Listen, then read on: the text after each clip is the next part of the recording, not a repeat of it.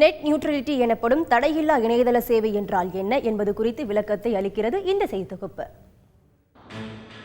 கடந்த சில வருடங்களாக ஸ்கைப், வாட்ஸ்அப், மெசஞ்சர் போன்ற தகவல் தொடர்பு வசதிகளை மக்கள் அதிகம் பயன்படுத்த தொடங்கிவிட்டனர்.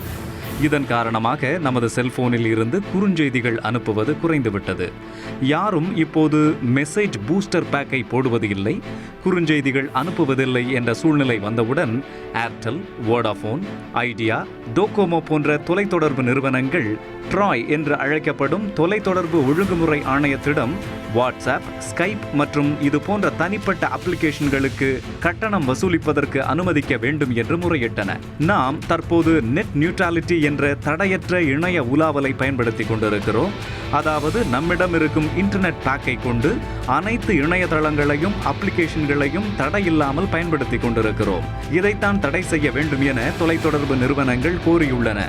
இந்த கோரிக்கை ஏற்கப்பட்டால் தற்போது நாம் இணையம் மூலம் பயன்படுத்தும் ஒவ்வொன்றிற்கும் தனித்தனியாக கட்டணம் செலுத்த வேண்டும். உதாரணத்திற்கு யூடியூப் பார்ப்பதற்கு தனி கட்டணம், ஸ்கைப் பயன்படுத்த தனி கட்டணம், வாட்ஸ்அப்பை பயன்படுத்த தனி கட்டணம் என வசூலிக்கப்பட வாய்ப்புள்ளது. இது இணையதள பயன்பாட்டாளர்கள் மத்தியில் அச்சத்தை ஏற்படுத்தியுள்ளது.